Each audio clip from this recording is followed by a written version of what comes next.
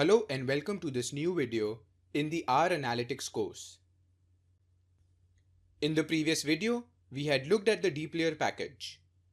We saw the following functions: select, which helps in selecting columns; arrange, which helps to sort data; filter, which gets us the desired rows based on some condition; mutate and transmute, which help us to create new columns. The difference between mutate and transmute is that when we use mutate, we get the whole table as the output with the new column. But with transmute, only the newly added column is displayed in the output. In this video, we will look at some more functions related to the DPLYR package. The first function we look at now is distinct. This function helps us extract unique values. We were using the sales dataset in the previous video too. Let us open that. Now we might want to find out that how many items or dealers are there actually. We write distinct followed by the name of the table, which is sales, and then the column we want to look at, which is dealer.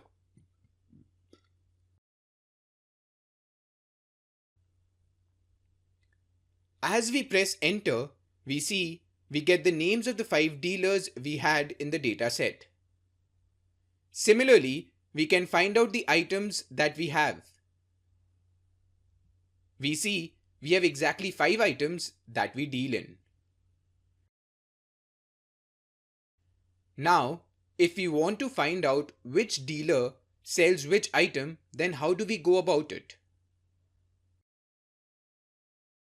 We write distinct, sales, dealer, and then item.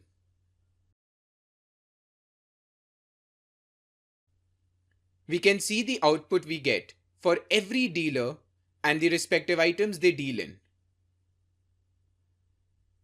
To present this in a better way, we can sort the data using the arrange function. We write arrange and we sort this by dealer. This is a much better way of presenting the output.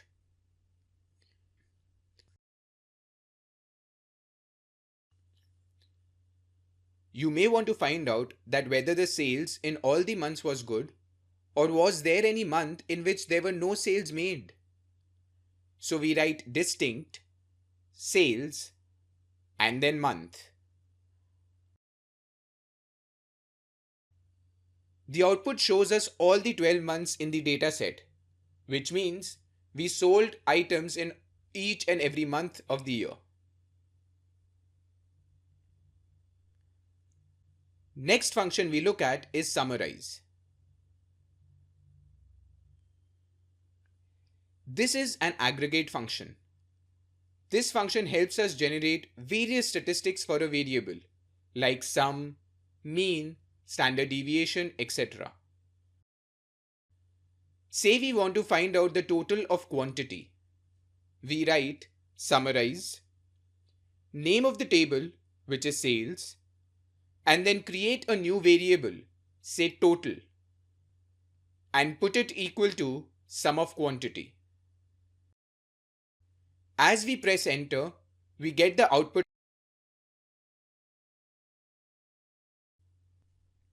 Now if we want to see the total or the sum of both quantity and amount, then we will have to define two variables.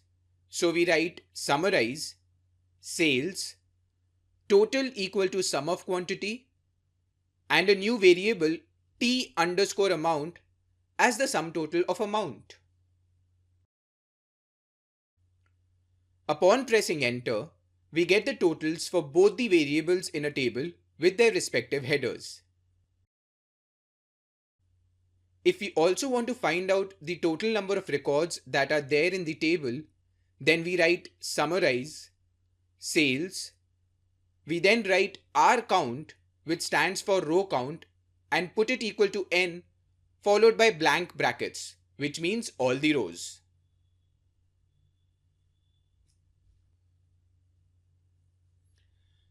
After defining the variable for number of rows or records, We continue to define the variables for total quantity and amount as we did earlier. As we press enter, we see we get all the three things as expected. To analyze data in more depth, we might want all these statistics for each item, or would like to look at the values with respect to each dealer or sales manager. How do we get that? To get this type of data, we use a function called group by. To use group by function, we write that, followed by the name of the table, and then the name of the variable based on which we want to create groups. Say we write item over here. When we press enter, we get this output. There's a problem here. The problem we get here is that the quantity does not get summed up as per each item. By grouping, we had expected that we would get the total quantity for pen, pencil, binder, and so on. For that type of data, we will have to use two functions, summarize and group by. So we start with summarize and then we write group by, followed by sales and then item. For summarizing, we want the quantity variable since that is the sum we want. So we write R count equal to N and unit quantity is equal to sum of quantity, and lastly total amount is the equal of the sum of amount. Now when we press enter, we get the table with all the 5 items and their respective frequencies, total quantities and total amounts. We save this table in a variable called summary data. Thus, upon executing summary data, we get this proper table for each item and their respective statistics. We can change the group by from item to dealer to see these statistics for every dealer. We can see the output on top of the screen.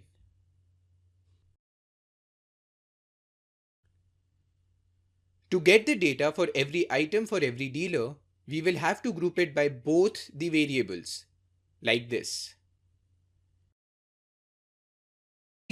Now first we get the dealer name and then the details of every dealer for each product or item.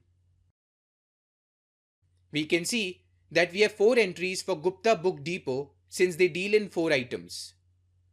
We get their respective count and totals of quantity and amount too. Now that we have seen these formulae where we have used multiple functions together, that is, we have nested them, we see another example. We want the data for dealer and quantity variables for the item pen only. We also want this data set to be sorted by dealer, and the report must have the top 6 rows only. Let us look at this problem one by one. To get the 3 variables, dealer, item and quantity, we use the select function. We write select followed by sales and then the names of the columns. If we press enter here, then we will get the records for all the items unlike what we want. We want these 3 variables, but only for those records where the item is pen. So we use the filter function to avoid giving the whole dataset of sales. We write filter followed by sales and then the condition item is equal to pen. Basically, this is the filtered dataset out of which we want these 3 variables to be extracted. Now when we press enter, we see we get the desired output of dealer, item and quantity just for the item pen. The next task is to sort this data by dealer. For that, we use the arrange function and put the variable name as dealer, since that is the variable based on which we want to sort the data. As we press enter, we get the sorted output. Now the last thing we wanted was that the table should display just the top 6 rows. For that, we use the function called head. We just write head and press enter. The output clearly shows us the top 6 rows of the table above.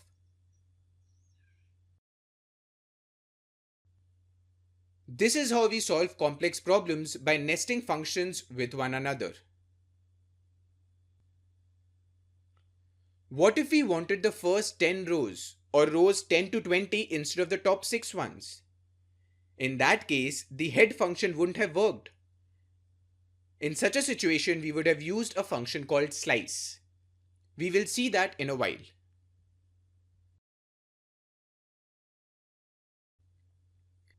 The new function we look at now is the pipe operator.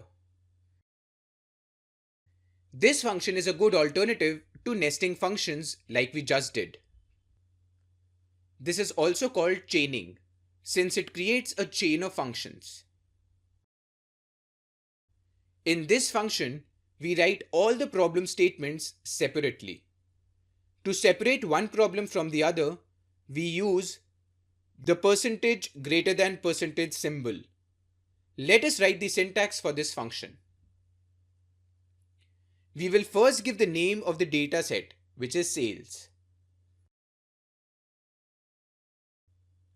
After that, we give the symbol percentage greater than percentage and then the first problem, in which we write filter item is equal to pen. Since we have mentioned the name of the dataset in the beginning, we do not have to do it again for any function. Then we separate it again and write the select statement with the 3 variables dealer, item, and quantity.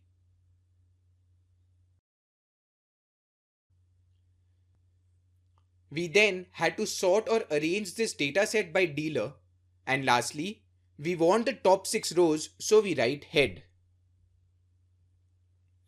Basically, we gave the name of the dataset, then we filtered the data, selected the columns, arranged them based on dealer, and then finally pulled out the top 6 rows from the table. We use this syntax now in R. As we press enter, we get the exact same output from this pipe operator.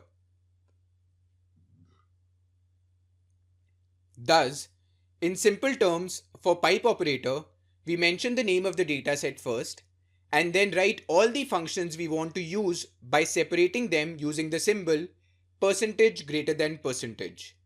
Thus, we create a chain of functions.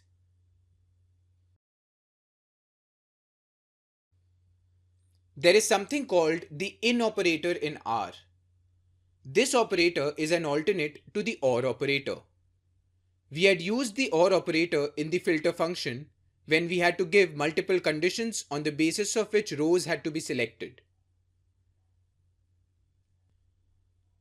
We wrote item is equal to pen or pencil. When we pressed enter, we got all those records where the item was either pencil or pen. Similarly, we use the in operator. We write A is equal to filter, sales, item, followed by percentage in percentage, and then combination of pen and pencil. Basically, we are writing that we want to filter the data from sales where the item belongs to the list of items in which pen and pencil are allowed.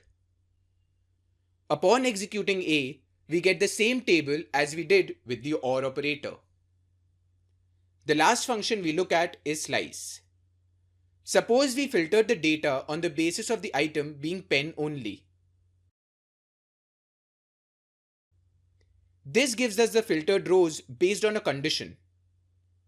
But what if we want to filter the rows based on their position? For that, we write slice, followed by the name of the dataset, and then the range of rows. Say we want the top 10 rows, so we write 1 to 10. We can give any range like this to extract rows based on their position. These were some of the important functions in the DPLYR package. This is it for this video. Thank you.